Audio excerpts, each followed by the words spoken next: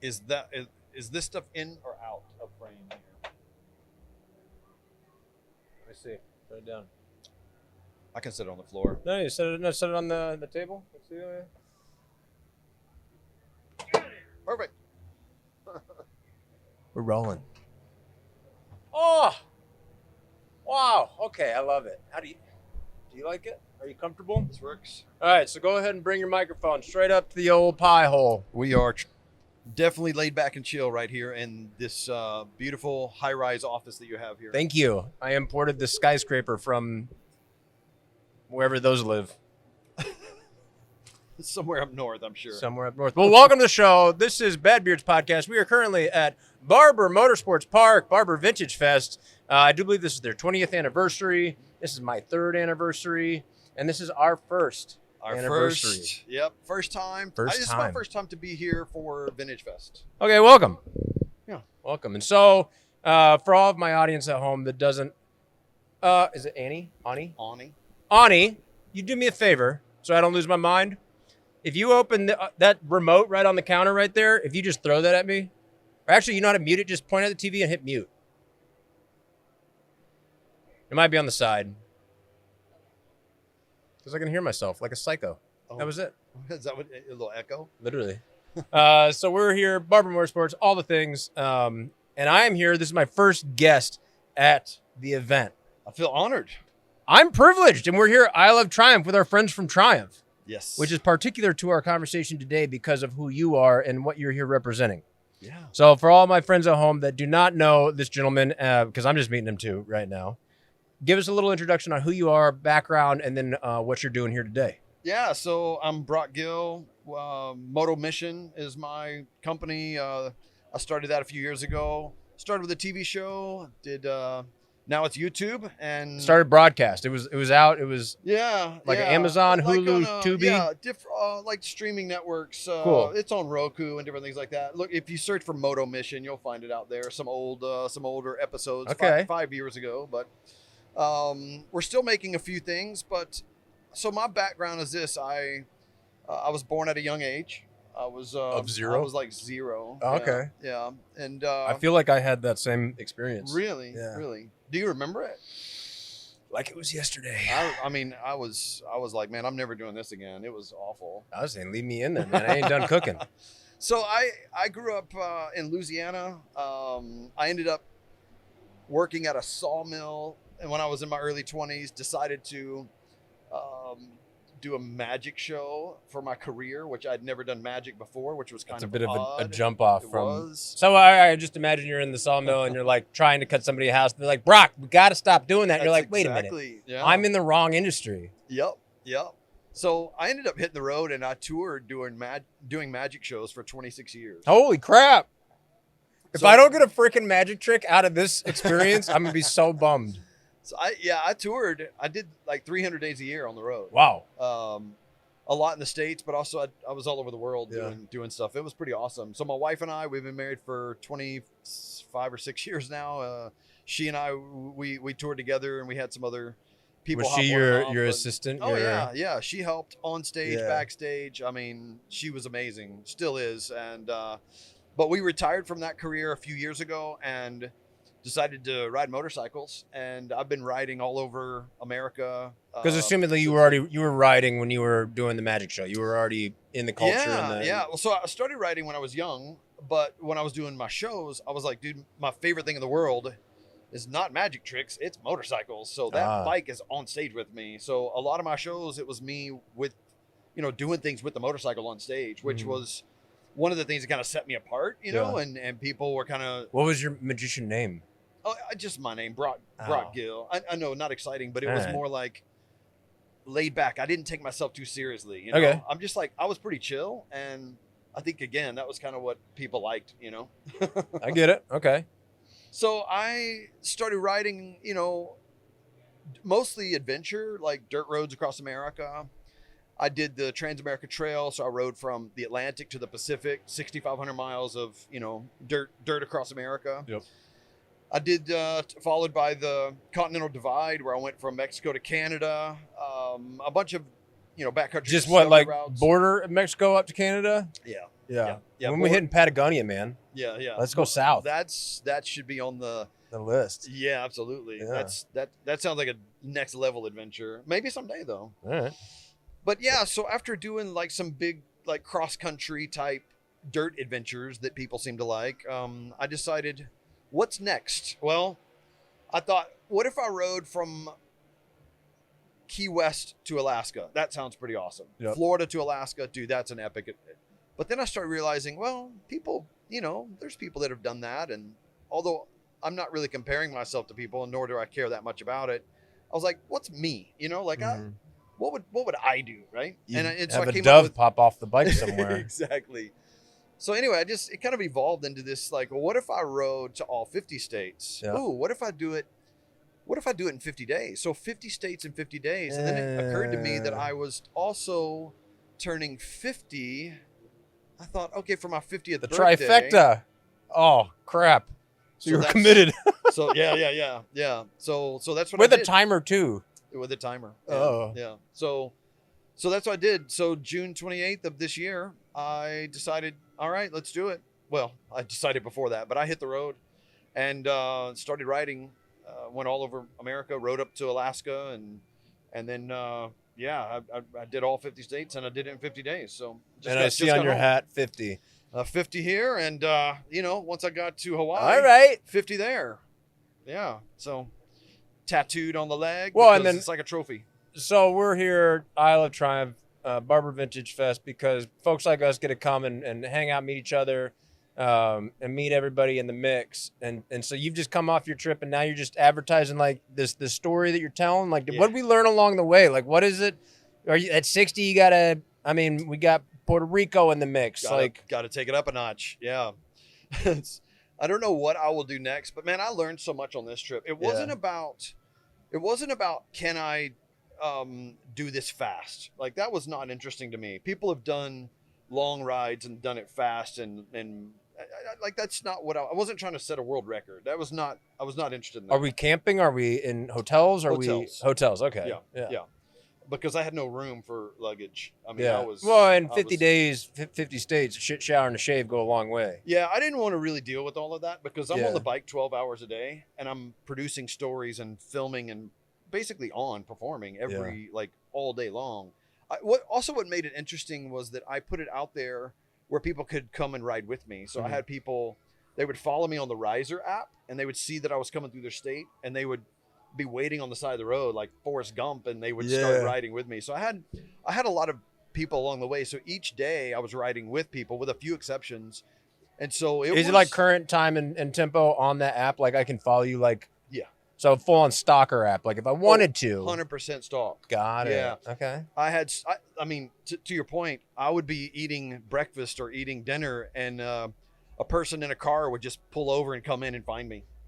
In any random city. Yeah. And I would start to sometimes kind of forget, like, all right, it's at the end of the day, I'm just going to chill out. And somebody would walk in and go, hey, we saw you were here. We came and take a picture. It was that kind of thing. So honestly, like, that stuff's fun to me. Like, it's cool to meet people.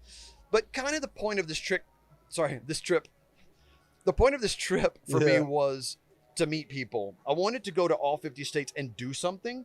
And I wanted to interact with people, and I wanted to figure out what makes each state unique and different, and also just kind of like what makes America so wonderful. And that's what I did. So I met a lot of really great people along the way.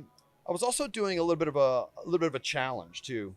I hate to use the word challenge because but that's the only. Sure. Okay. This is kind of how it was. As I would meet a person in each state, I would give them an envelope, and the envelope would have a note from me, but also a $50 bill. A pre-planned person, or just like, hello, stranger? Okay. I would just find someone and say, hey, can we talk? And I'd get 3 no's before I'd get a yes sometimes. And, and in some states, I would get 84 no's before I got a yes. But yeah, I would give them the note. They would have a little, inside a $50 bill. Yeah. And I would say, hey, this money's for you. Do whatever you want with it. It's a gift. No strings attached. However, and this is why I say it was a challenge, although I didn't really want it to feel like a challenge in the moment, but I just said, hey, if you don't need the money, which some people just don't, you could put it in this other envelope. It was a leather envelope. And if you put it in there, I will double so it.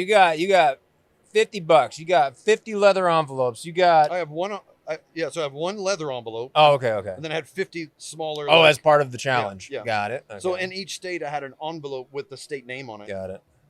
And I would give them the $50. And if they needed the money or if they wanted the money, it doesn't matter to me. It's theirs, whatever you want.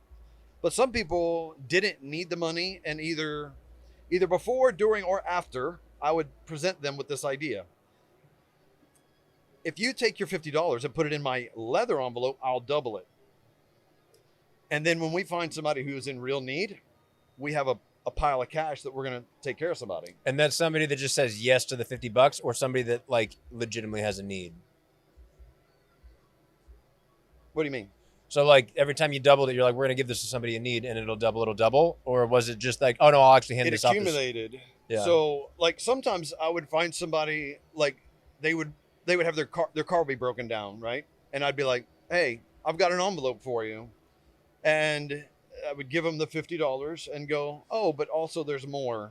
But wait, and there's more. I would give them extra, or I would and a dub would fly out. Car to get, I'd pay for their car to get fixed or something like that. Right. So try to do something nice with the people that I met along the way. But what I noticed is that so many times, even before I presented someone with the kind of the challenge of putting their $50 back in this envelope over here, with the hopes of me doubling it, even before I mentioned that, they would go, you know what? Why don't you give this to somebody who really needs it? And I was blown away by the generosity of so many people across America. That was really encouraging. Mm-hmm. No, that makes sense. Well, and it's fun when you set out on an adventure like that to if that's what you desire and what you're looking for, you're going to find it. You know what I mean? So everybody is available and ready for those conversations. You just got to be open to them. Yeah. So that's cool. You did it over. All right. So 50 days. I don't have to ask how long it took. But like, what were some of the caveats? What were some of the surprises along the way that you're like, whoa, didn't see that coming? Yeah. So one of the things that I didn't really anticipate is how. Are we working with monkey butt for those that don't know? Yeah, no. I had a great seat built for me by Legendary Best Seats. They were shout them out. Who are they?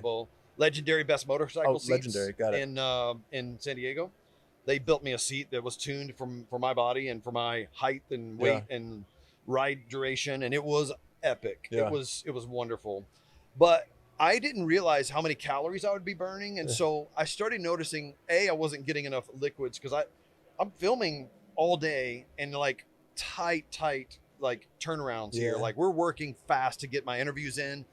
I'm riding 12 hours a day. Some of my days were 400 miles, some of them were 250, but I was still on the bike 12 hours a day, and it was exhausting. So after a while, I started realizing I'm getting tired, and so I had to up my calories. So at the end of the night, as opposed to eating, whatever I could find, it was like, okay, now I'm going to eat a steak or a good piece of salmon and start getting some really good calories that were good protein. And that is what I should have had I should have had a camel bag with this. What is this, chicken soup? What are you eating? What are you drinking? Yeah. So I was just bone broth, baby. So that was one of the things that I didn't really expect. And so I had to start planning in like eating good food. Yeah. Another thing is like being with people that whole time, I started to be emotionally drained. Yeah. Day 44 is where it really hit me. Like I saw it coming, but day 44, I kind of hit the wall, and it was just a tough emotional day. I'm pretty like robust, as far as my emotions. I'm pretty tough. Yeah, I have a pretty good grit about me, but day 44, I was just like, man, I'm over it, dude. I don't know if I can, I'm not going to give up, but I was just like, I don't know if I'm going to be happy for the next week. Cause I was starting to get just throwing $50 at people, but like, just take it. Yeah, exactly. Yeah. I'm not going to say like, I don't want to over dramatize it and say I was in a dark place. No, there's a reality. For those watching at home, I have 4 cameras running right now into 2 microphones, into a drive, into like, there's a lot going on for just general production in general. Yeah. To hop on a motorcycle and do it, which is another part of my business. Yeah. Like if you don't know, it's so much. And then you're riding, you have a deadline, you have somewhere to be, and you're going 75, more like 90. because you're behind schedule, and then this mount's a little loose, and you're like, is this gonna fall off, or is this even recording, or like then you have these thoughts that you're constantly cycling through your head and thinking about the next stop, and you're thinking like there's 1,000. You're producing, you're directing, you're shooting, you're like it's endless. Oh no, this card corrupted, and now you don't even have it available anymore. It's endless, and so there's a constant. You talk about calories, the mental, like your brain burns calories. That's what people don't realize, and you know, I have a few. When you're trying not to die. That's it, man. I mean, you think about how much your brain is processing. You're riding a motorcycle, you're filming, you're trying to produce stories, you're looking for people, you're entertaining strangers. You're trying to navigate. All of this stuff is happening, and it was 50 days in a row. Like it was big. Yeah. So at the end, I got to a beach in Hawaii, and like I could not rest. I could not sit still. My brain was just doing this. Right. Yeah. It's looking for this, and the stimulus was like it was just like craving more stimulus. Yeah. Like it was actually kind of difficult. It was like whiplash to my brain, you know. Well, and shout out to Mai Tais for doing their job, but that's a tool you can't lean on too much, or otherwise you find some unhealthy patterns. Yeah, another thing that I was surprised by, I should say, a lot of people said it couldn't be done on the bike that I chose. Couldn't? Yep, people said you can't do it on that bike. The the bike's not built for that. What kind of bike were you on? I was on a moped. No. I was on a Triumph Scrambler 1200 XE.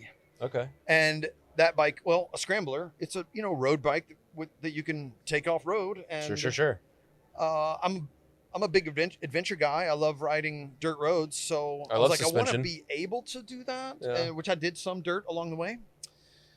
But I didn't know, to be honest, I didn't know if my body would handle 50 days on that bike. But I will tell you, 100% honesty, if I had to do it again, I would do it on that bike. Whoa, big claim. That motorcycle. Brought to you by Triumph Motorcycles Ltd. Yeah, I mean, I bought the bike and chose to do it. I told people that I was going to do it on a Triumph even before Triumph even knew my name. Right. And I'm telling you, that bike is solid. Interesting. Yeah, even after the fact, that's what you say. Yeah, so my comfort level. Yeah. Like, I was so comfortable on that bike. Yeah. And the engine and everything. Well, maybe ergonomically, like, all of us are shaped differently and carry weight in different places, heights, and all the things. Maybe that bike is really just a perfect fit, like a Cinderella story. I would agree with you, but I think there's even more to it than the fact I can see the bike from here, fortunately. So I see we got a nice high fairing. We've got our guards on our handlebars. Because there's a lot of, like, what was weather for you? Are you encountering cold? You got heat. I got big bags on there. I mean, yeah, to your point, I had storms that I had to go through. I had heat. I had the, over 100-degree heat. Humidity, my show's, I'm bad beard, right? And so this is, you're like, I don't get it, man. So this is a baby beard. Because I'm working stunts. And so if I'm doubling somebody, they'll, shave me up. And so it comes and goes. But that's, you talk 100 degrees riding a motorcycle, it's a hairdryer to the face. Yeah, exactly. And it just turns into this really cool Viking look. Yeah. Yeah.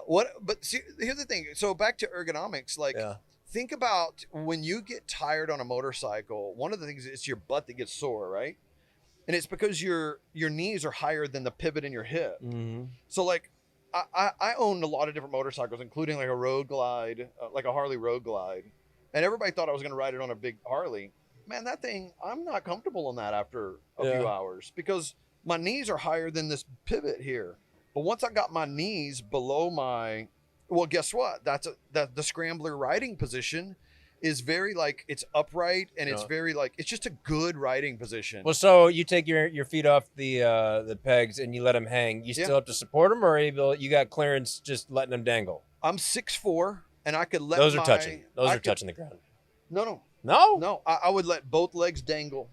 Now that seat is like an extra half inch or maybe an inch taller than the stock. I'm 6'3", and I feel like my feet would dangle. You need to throw a leg over my bike. And if I look 6'3" on these camera angles, I'm doing a good job, guys. Yeah. I was able to be comfortable dangling my legs and let the blood flow. Because you end up being kind of a bit of a spider monkey when you're doing miles like that. Of course. You got to find different. Your feet are up above the things. You're behind. You're flying. You're stretching. Honestly, I didn't get into all of that stuff that you would get on maybe some other bikes. I would dangle my legs, or I would stand up, and that would be my routine. Standing, that was it. Sometimes I would kind of stretch the leg a couple of times, but I would just stand up. And see, that's the difference between this bike and some others. A lot of bikes are not comfortable riding standing up, but at 70 miles an hour, I can stand up and I feel great on that thing. What was your longest day? Around 450 miles. Okay. I ended up, I forgot where I started. Somewhere, it was West Virginia. We did a bunch of loops through West Virginia. We saw the whole state, and we ended up in, I think, I was in DC that night. I ended up in DC. Yeah. Okay. I had to ride 10 days across Canada to get to Alaska. Yeah. I just went to Canada. I had first time. Had some tough times, along the way. I had, days where it was long and lonely. And then some days my wife would surprise me. She would drive out, or she would on that Rise app. Yeah, she found me. Yeah, she found you. One story, I was in coming back from Alaska and crossing British Columbia and going down the road. I see a head-on collision ahead of me. At 70 miles an hour. Hey. Two cars collide. Yeah. Get out to go help. It happened right in front of me. So cameras rolling already. Like all of this is caught on camera, somewhat unfortunately. But I run over to the first car and I was just like, dude, I don't know, man. You hollering like, hey. This is gonna sound horrible, but I was like, I got to go to the lowest hanging fruit right now, and like, how can I help? And it's triage. So yeah. So I found one of the cars was upside down. It was a 73-year-old lady. I went in, got in the car, helped undo her and pull her out. Got her stabilized her neck, the whole 9 yards. We put her on a helicopter. And long story short, the other two died on the scene, and it was pretty tragic. Yeah. So there were several things, accidents, car fires, deaths. There's a lot of that kind of stuff that I encountered along the way. I even got forcefully ran off the road by a guy that was just literally just pure evil behavior. He literally looked at me eye to eye and sent it. And his car went straight to me at 78 miles an hour. He was going to teach you that day. I don't know what his deal was. I think he was I think he was just angry at other motorcycles. Yeah. And he saw me. It was on the interstate. So I clearly remember like looking at him as I was passing and him looking at me smiling. Is this on camera? Only the end of it. I didn't get that. Man, I went back and checked the footage and I wasn't quite rolling yet. So I missed some of it, but he just literally put his car right into me and put me in the median of the interstate at 78 miles an hour. It was not my favorite moment. No. So I had some, there were a few things like that along the way, but overall, I saw what makes America truly great. It is a beautiful country. It is unbelievable. The sights from coast to coast. Mm-hmm. Every state had something beautiful to offer, and every state had interesting people to talk to. There was good food. It was just wonderful. Like, I absolutely love the USA more than ever now. So you loved, like you said, it wasn't that you were out to just a confirmation of bias. You were already into America, and then America was like, we're tight, and you're like, no, this is great, pretty tight. Yeah, I mean, I've been all over America over the years, right? I wanted to really explore more of the small towns and kind of the who are Americans really? Like we get who they are on TV, and the media can exploit so many things. And also just the fact that, like, we know at this point what divides us as a nation. That has been made very clear. Thank you to our media. Yeah. And we hate each other in so many ways online. And I'm like, we can't be that far apart, right? So I wanted to discover, like, what unites us. Yeah. And so by going and meeting people firsthand and having conversations and sitting at a table and sharing coffee or a sandwich, what I realized is that somebody that I didn't have the same worldview, they're completely opposite on the political spectrum, and their social ideas are completely different than mine. Guess what? When we start to eat, we become the same. Yeah. And they are human, and I am human, and we could be friends. And that's what I discovered with a lot of people, is that online, we would probably, there would be friction. They wouldn't like what I say. I wouldn't like what they say. But at the table, face to face, I noticed that there were hugs at the end of the conversation, because it just humanized us. I think a lot of times, especially online, if you're going in, looking for debates or wanting to challenge points, we're like, that's not a conversation. The conversation's open-minded and not for anything other than to learn and listen. Yeah. But when you come in with a preconceived notion or an expectation on something, you've already stopped listening and learning, and you've already just, separated yourselves. But then in the experience that you talk about, like being able to just hold space, listen, it's not to change minds or opinions. It's just to, share, and then over those meals that you find, you're like, hey, we're not that far off. Yep. I like to think with my show, I talk to a lot of strangers, and they come from all walks of life, and every time it's someone new. This isn't a polarizing show. I'm not here to get you and pose some topic, and even current events. We could even get there, and the way I see the world is we're all the same, and it just takes so much grace to exist and get through this world. And so I hope to offer the same grace to others that I need for myself. And with that, ain't nobody getting out of here alive. One of my favorite words is the word grace. Yeah. Been a lot of conversation about that lately. Yeah. Yep. And riding 50 days, you have a lot of time to think, You have a lot of time to think about the world and what's going on in the world. And, the word grace has been something that I've really latched onto lately. Yep. That's it, baby. Yep. Well, we've talked about the trip. We've talked about the bike. We've talked about what we're doing here today. And we've only touched on what could be. You hit 50, like what's next? We going international? I know you had a TV show, which I'm still a little more curious about where and when that aired and when I can go watch it. I'll put it on my TiVo if you guys remember that. But no, what's next? We're working on some ideas for next year. We're going to continue to ride and meet people across the United States. There are some international things that I do on occasion, but right now we're feeling like we need to really continue to meet people in the United States and Canada, because we met so many friends along the way, and people are sending us messages on, motomission.com. They're saying, hey, come hang out in my state, and I'm like, you know what? Let's kind of lean into that for a while and meet more people and kind of keep this thing going. Yeah, for sure. So more rides. I'm doing events in different parts of the country. This month I'm doing a father-son event in Tennessee. We're doing where in Tennessee? Nashville. Okay. Yeah, we got some property, 100 acres, where people are going to come and camp with me. Cool. Bring your son. We're going to teach them how to build a fire. We're going to work on their motorcycle skills and do some challenge courses, different things like that. You can find this stuff through your site, through your page. Motomission.com. Motomission. Yeah. Okay. Yeah, I'm easy to find out there, but motomission.com, that, and then, of course, YouTube channel. We have new videos every single Sunday. Right now, it's the 50 videos that we're editing, and every single week, you'll see something about me crossing America on this Triumph Scrambler. Yeah.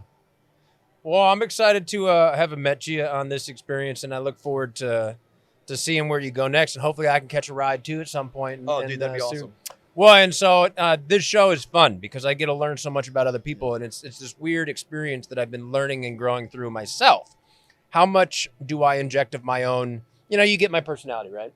But it's time for you to tell your stories and share your things. But there's always things that I pop in my head. I'm like, oh well, and so it's to relate, but then also not take over. So I'm trying to find out what that delicate balance is between listening. We could switch chairs here. Like you could sit over here, and I could interview you on your show. I would love that. And that's I should do a whole series just on that for a while, and everybody I've already interviewed can come back and interview me. That's awesome. Because it is interesting. What I'm learning and finding is to gather an audience and all the things considered, and my time on social media, how it's been, things change. Yeah. Algorithms shift. What works does and doesn't. And then equally, if I'm finding new followers or new fans or whatever, at this stage, it's not that they're learning about me. They're often, and so it's finding that return viewer, because they're like, well, you're kind of sliced bread, dude. Yeah. We get your guest, but who are you? Because I'm not taking over. Because that's just not how I operate. I'm genuinely curious, and that's why the show works for me. Yeah. Is because I have a question that I didn't know you before we started. Yeah. Now I feel like we're getting somewhere. Yeah. But all that to say, I have done myself. You talked about the Scrambler. I did my first trip, my first motorcycle I did across the Route 66. Yeah. And so it was in a similar vein to, I wanted to, I think I made a documentary of this, and it was the American dream, and are we still living it, and like where people are at and in it. Sure. And of course you find along the way, everybody's, living their own experience of it, but you meet the best and greatest people. But interesting, a lot of similarities in that. And then my time recently in Canada, with some Canadians, it was, as you would imagine, but no, there's more to talk about. There's a lot of those there. There's a lot. I think that's where they live. A lot of them. That's where they make them. No, but there's going to be more to talk about off camera. Let me lean forward and see, because I'm going to be going through, and like I said, 30 minutes and 27, 28, 29 seconds. Nailed it. Time flies, huh? Yeah. Well, so this is the time of the show where I know we've been talking all about your business, but if there's anything specific you want to shout out to your camera, tell people to go find, list a website, whatever you want. It is your show now. Motomission.com is where people can find all of the events and the locations where I'm going to be next year and the next and the next. Interesting updates. We are working on a documentary from this experience, so that will all be released as news on motomission.com. We also have like the Facebook, the Instagram, the blah blah blahs of the world. We have all of those things. You got the blah blah blah. Yeah, I've got all of it. But again, Moto Mission on YouTube every Sunday is a brand new video, like a 30-minute sit down, watch with your family on the on the big screen kind of thing. Okay. So all family friendly, and yeah, it's all about people. That's what we're into. I dig it, man. That's what I'm into as well. And so until next time, we'll do a part 2 somewhere else. I'm sure this trailer's on wheels. And then for the viewers at home, this is the first interview we've done at Barber at this event, their 20th. And so this is a new iteration of a similar experience of a different setup that's kind of the same but different. And Adam Vanderveen has a new sound system, and it's got a lot of bass. And so if you hear that, you can just write him about it, but I don't know how to contend with it. I can close the door, but it's just going to cook us. But I hope that it sounds good. I hope that it looks good, and we're going to keep rolling. And I guess we'll get back out there, dude. Yep, that's awesome, dude. Yeah. Thank you so much. Hey, man, cheers to you. Appreciate you for your time, and until next time. Let's ride. That's it. Yeah, hopefully the background doesn't create a copyright issue for you. Oh, I can't imagine.